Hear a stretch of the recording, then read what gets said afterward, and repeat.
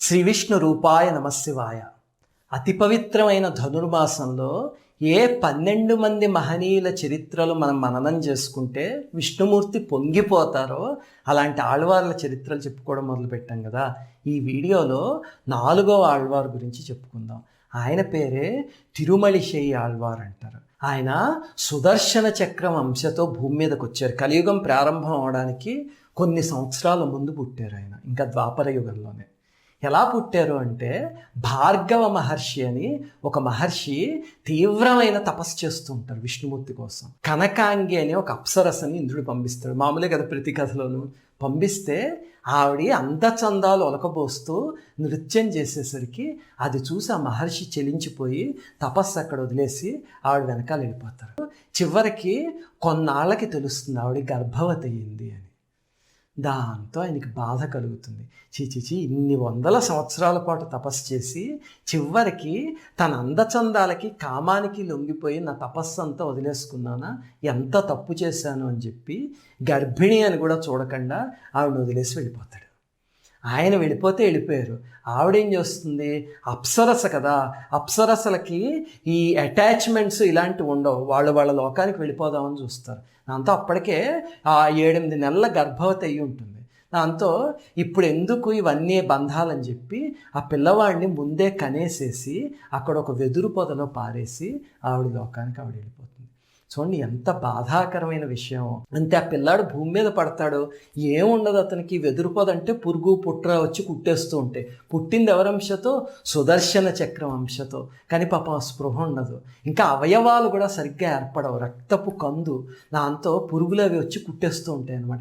క్యార్ అని ఏడ్చేస్తూ ఉంటాడు. చూడండి, ఎవరికైనా ఏదైనా దెబ్బ తగిలో కష్టం వస్తే అమ్మ అని ఏడుస్తారు. మరి అమ్మే మోసం చేస్తే ఇంకెవరి గురించి ఏడుస్తాడండి? అప్పుడు అమ్మవారికిను అయ్యవారికి వైకుంఠంలో జాలి కలుగుతుంది. ఎందుకంటే వచ్చింది సుదర్శన చక్రం కదా.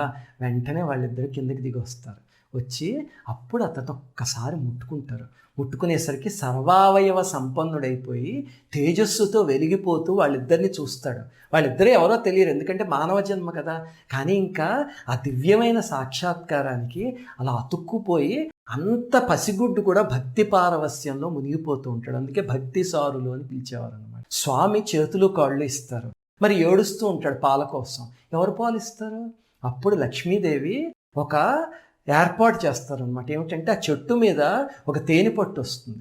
వచ్చి దానికి ఒక కన్నం పడి సరిగ్గా తేనె వచ్చి ఆయన నాలుక మీద పడుతుంది.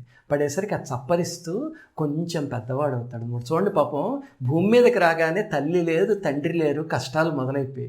అసలు ఈ ఆళ్వార్గా చరిత్ర విన్నప్పుడల్లా ఆ భార్గవ మహర్షిని కనకాంగిని తిట్టుకొని వాళ్ళు ఉండరు. చూడండి, చరిత్రలో అంతటి మహర్షి అయినా అంతటి అప్సరస అయినా సరే ఒక మాయని మచ్చ కింద మిగిలిపోయారు అంతే వాళ్ళిద్దరు. సరే, అప్పుడు మేదరి వాళ్ళు అంటారు చూడండి, అంటే ఈ వెదురు వెదురుతో బుట్టలు అవి తయారు చేస్తారు. అతను ఈ వెదురు కర్రలు నరుక్కోవడానికి అక్కడికి వస్తారనమాట.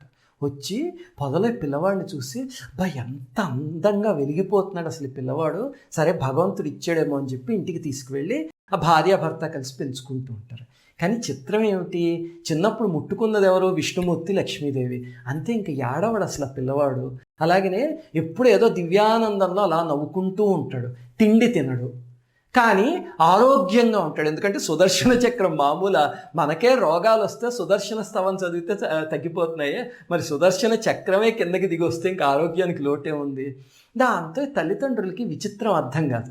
ఇది తెలిసి వేల మంది ఆయన చూడడానికి వచ్చేస్తూ ఉంటారు. మెల్లిగా పెరిగి ఒక 3-4 ఏళ్ల వాడు అవుతాడు అనమాట.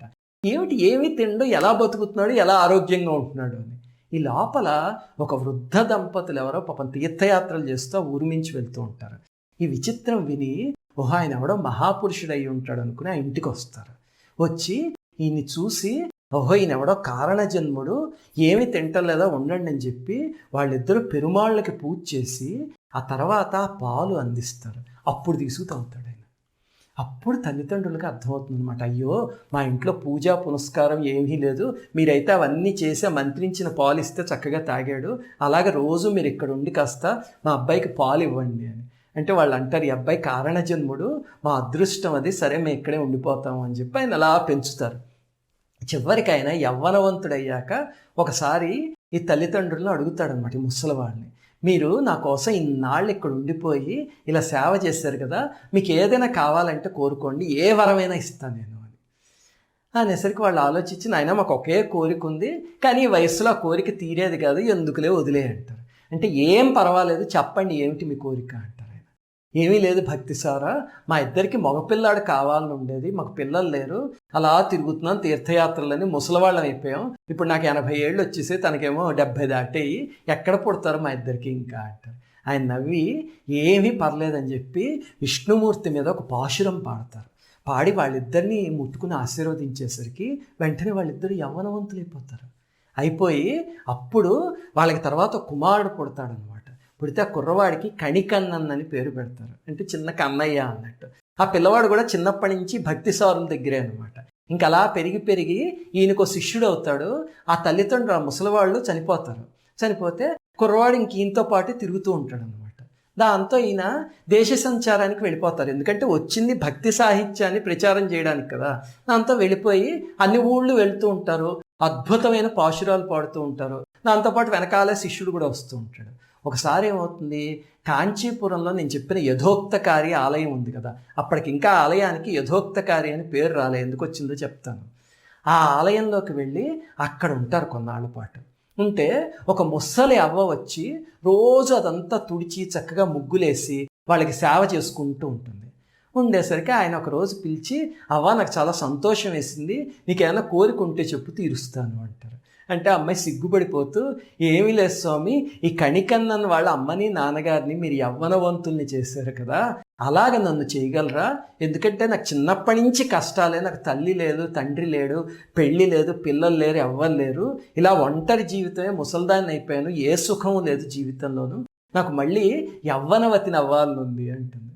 అనేసరికి ఆయన భగవదేచ్ఛ అని చెప్పి ఆవిడని కూర్చోబెట్టి నారాయణమూర్తి మీద ఒక పాశురం పాడి ఈవిడ్ని యవ్వనవతిని చెయ్యి అంటారు. అంతే వెంటనే యవ్వనంతో మహాసౌందర్యవతి కింద తయారవుతుంది. అప్పుడు పల్లవరాజు ఆ దారిలో వెళ్తూ ఆవిడని చూసి, ఎంత అందంగా ఉందని చెప్పి మోహించి పెళ్లి చేసుకుని రాణిని చేస్తాడు. చేస్తే కొన్ని సంవత్సరాలు బాగానే ఉంటుంది, ఆయన ముసలివాడు అయిపోతూ ఉంటాడు, ఆవిడ మాత్రం అలాగే ఉంటుంది, అసలు యవ్వనంలోంచి తగ్గదనమాట. దాంతో ఆయనకి అనుమానం వచ్చి, ఏమిటి నీ యవ్వన రహస్యం, అంత ఆరోగ్యంగా ఎలా ఉండగలుగుతున్నావు అంటారు. అంటే అప్పుడు ఆవిడ చెప్తుందన్నమాట, ఇది నా గొప్పతనం కాదు, అక్కడ భక్తిసారులని మహనీయులు ఉన్నారు, సాక్షాత్ విష్ణుమూర్తి ఆయన ఒక్క పాశురం పాడేసరికి నేను ఇలా అయిపోయాను అని. అంటే ఓహో, అయితే భలే ఉంది, ఆయన పిలిచి నేను కూడా ఒక పాశురం పాడించుకుంటాను ఉండని భటులు వెళ్ళి ఆయన పట్టరండి అంటారు. అంటే అప్పుడు ఆవిడ ఉంటుంది, ఆయన మహనీయుడు, ఆయన మీద అలాంటి పనులు చేయకండి, ఆయనకు శిష్యుడు ఉన్నాడు కణికన్నన్ అని, అతను కూడా చాలా గొప్పవాడు, ఆయనకి వచ్చి పాశురాలన్నీ ఆ శిష్యుని పిలిపించుకోండి చాలు అని. అంటే సరే అని చెప్పి భటుల్ని వెళ్ళి ఆ శిష్యుని తీసుకురమ్మంటారు. రమ్మంటే తీసుకొస్తారు ఆ శిష్యుని. తీసుకొచ్చేసరికి ఇదిగో ఒక పాశురం పాడి నన్ను యవ్వనవంతుని చేసి అంటారు.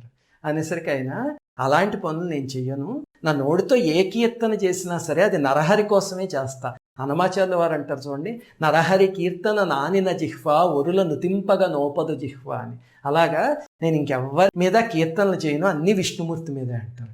దాంతో రాజు కోపం వచ్చి, అదే నాకు ఉపయోగపడినవాడు నా రాజ్యంలో ఎందుకు, సరే అయితే నిన్ను రాజ్యం నుంచి బహిష్కరించి వస్తున్నా, వెళ్ళిపో బయటికి అంటారు. అనేసరికి సరే అని చెప్పి కాంచీపురం వదిలేసి బయటికి వెళ్ళిపోవడానికి వచ్చి కణికన్నను సామాన్లన్నీ సర్దుకుని, గురువుగారు నాకు రాజ్య బహిష్కరణ అయింది, నేను ఈ రాజ్యం నుంచి బయటికి వెళ్ళిపోతున్నా అంటారు. అనగానే వెంటనే భక్తిసార్లు, నాయన నువ్వు వెళ్ళిపోతే నాకింక ఈ రాజ్యం ఎందుకు, నేను కూడా వెళ్ళిపోతా, పద మూటముల్ల సర్దే అని చెప్పి సర్దిచ్చేసి వెళ్ళిపోతూ అక్కడ ఆలయంలో ఉన్న విష్ణుమూర్తి ఉన్నారు, ఆయన దగ్గరికి వెళ్ళి, స్వామి ఇంక ఈ రోజుతో నీకు నాకు రుణం తీరిపోయింది, మేము వెళ్ళిపోతున్నాం ఈ ఆలయంలోంచి అని చెప్పి వెళ్ళిపోతూ ఉంటారు. అప్పుడు జరిగిందండి ఆధ్యాత్మిక చరిత్రలోనే ఒక అపురూపమైన సంఘటన. వెంటనే స్వామి విగ్రహంలోంచి పైకి లేచి, మీరిద్దరూ లేని నాకిక్కడ ఎందుకని చెప్పి ఆ ఆదిశేషుణ్ణి చాప చుట్ట పెట్టుకున్నట్టు చంకలో పెట్టుకుని ఆ శిష్యుడు గురువు శిష్యుడు వెనకాల వెళ్ళిపోతారు స్వామి. అలా వాళ్ళు కాంచీపురం పొలిమేరల్లో ఒక చోట ఒక వనంలో ఉంటారన్నమాట. వెంటనే ఎప్పుడైతే విష్ణుమూర్తి వెళ్ళిపోయారో ఆలయంలో మిగతా పరివార దేవతలు ఉంటారో వాళ్ళందరూ కూడా వచ్చేస్తారు అక్కడ. ఆ రాత్రికి రాత్రి రాజ్యం అంతా వల్లకాడైపోతుంది అసలు. అప్పుడు ఏమిటి ఇలా ఉత్పాతాలు అని రాజుకు అడిగితే మిగతా వాళ్ళు చెప్తారు, మీకు బుద్ధి ఉందా లేదా, అంతటి మహనీయుణ్ణి బయటికి పంపించేశారు మీరు అని. వెంటనే రాజుగారు పరిగెత్తుకుంటూ వచ్చి ఈయన కాళ్ళమే పడతారు. అప్పుడు విష్ణుమూర్తికి దండం పెడితే, సరే పదండి అని చెప్పి మళ్ళీ ముగ్గురు వస్తారు. వచ్చాక విచిత్రం ఏమిటి అంటే నారాయణమూర్తి ఒక మాట అంటారు, నాయన భక్తిసారా నేను నీకు ఇలా పలికాను అంటే తర్వాత తరాల వాళ్ళు నమ్మరు కదా, విగ్రహం ఎక్కడైనా వచ్చేస్తుంది అలాగని, అందుకని ఒక పని చేస్తాను, నేను మామూలుగా ఏ ఆలయంలో అయినా, అప్పటిదాకా ఆలయంలో స్వామి ఇలా పడుకుని ఉండేవారు అంతే కదా, ఎప్పుడు కుడి చేతిలోనే పడుకుని ఉంటారు విష్ణుమూర్తి, అందుకని నేను ఇప్పుడు వెనక్కి వచ్చాక ఇటుపక్కకి తిరిగి పడుకుంటాను ఇలాగా, అదే గుర్తు రాబోయే తరాలకి నేను నిన్ను ఎలా అనుగ్రహించాను అనడానికి. అలాగే నన్ను ఇక్కడి నుంచి యథోక్తకారి అని పిలుస్తారు. యథోక్తకారి అంటే భక్తుడు ఎలా చెప్తే అలా వినే నారాయణుడు అని, నిజంగా భక్తితో ప్రార్థిస్తే అలాగే వాళ్ళ మొరలు వింటాను అని చెప్పి స్వామి తిరగేసి పడుకున్నారు. ఇప్పటికి కూడా మీరు ఆలయానికి వెళ్ళి చూడండి, కాంచీపురంలో ఉంది, అక్కడ స్వామి ఇటుపక్కకి పడుకుని ఉంటారు అనమాట, మిగతా ఆలయాలన్నిటిలోకి భిన్నంగా ఉంటుంది. అలాగనే వీళ్ళు ఆ రాత్రి బస చేశారు కదా, ఆ ప్రదేశాన్ని కూడా ఉరి ఇరువ ఇరుక్కాయ్ అని పిలుస్తారు. అసలు పరమాచార్య స్వామి అంటే ఇష్టం ఉన్న వాళ్ళందరూ జీవితంలో ఒక్కసారైనా కంచిలో వెళ్ళి తీరవలసిన ప్రదేశం. కంచీపురానికి అవుట్స్కట్స్లో దూరంగా ఉంది, కానీ పరమాచార్యకి ఈ ప్రదేశానికి ఒక అద్భుతమైన సంబంధం ఉంది. ఇప్పుడు ఒరుక్కాయ్ అని పిలుస్తారు, మీరు ఆటోలో వెళ్ళిపోవచ్చు. ఆళ్వాళ్ళ చరిత్రలు అయిపోయాక పరమాచార్య గురించి ఒక వీడియోలో ఏమిటి ఆ ప్రదేశం అనేది తర్వాత చెప్తాను. ఇప్పుడు విష్ణుమూర్తి అలా పిలిచేస్తే పలికేశారు కదా అని ఆ భక్తిసారుల జీవితం ఏదో కేక్ వాక్ అనుకుంటే చాలా తప్పది. ఆయన పాపం ఎన్ని కష్టాలు అనుభవించారో కలియుగంలో. ముఖ్యంగా కలియుగంలో ఒక పెద్ద శత్రువు కులం. ఆ కులం వల్ల ఇదిగో ఈ రాజదండల వల్ల ఎన్ని కష్టాలు పడ్డారో. ఒకసారి ఆయన కుంభకోణంలో సారంగపాణి దేవాలయం అని ఉంది చూడండి, అక్కడికి వెళ్తే అక్కడ స్వామి ముందు ఏదో యజ్ఞం చేస్తూ ఉంటారు. ఈయన వెళ్ళేసరికి అమ్మో భక్తిసారులు వచ్చారని చెప్పి అక్కడ ప్రధానార్చకుడు వెళ్ళి ఆయనకి అగ్రపూజ చేస్తారు. చేసేసరికి మిగతా ఋత్వికులందరూ ఒక శూద్రుడికి అలా పూజ చేస్తావా, ఎందుకంటే ఆయన వెదురు బుట్టలు చేసేవాళ్ళు ఇంట్లో పుట్టారు అని అనుకుంటారు, ఆయన జన్మ తెలియదు కదా. అయినా సరే ఆ కులం అనేది ఒక పిచ్చి కింద ఉండిపోయింది జనాలకి ఈ యుగంలోనూ. అయితే ఆయనకి అలా సపర్యలు చేస్తారని చెప్పి వీళ్ళందరూ లేచి వెళ్ళిపోతూ ఉంటే అప్పుడు ఆయన మీరు వెళ్ళక్కర్లేదు నేనే వెళ్ళిపోతాను అని పైకి లేవబోతారు. అంతే వెంటనే శారంగపాణి విగ్రహం ఆయనతో పాటు వచ్చేయడానికి పైకి లేస్తుంది. లేస్తే స్వామి వద్దు వద్దు నువ్వు అక్కడే కూర్చో నేను కూర్చుంటాను అని మళ్ళీ కూర్చుంటారు. అప్పుడు ఆ శారంగపాణి విగ్రహం లేస్తూ లేస్తూ అలా మధ్యలో ఆగిపోయింది. అందుకే ఇప్పటికీ ఆ మూర్తిని ఆలయంలో ఉద్ధాన శయన మూర్తి అని పిలుస్తారు. మీరు ఇప్పటికీ కుంభకోణం శారంగపాణి దేవాలయానికి వెళ్తే అక్కడ చూడండి స్వామి కొంచెం అలా పైకి లేచి ఉంటారు, ఉద్ధాన శయన మూర్తి అని. శ్రీమాత్రే నమః.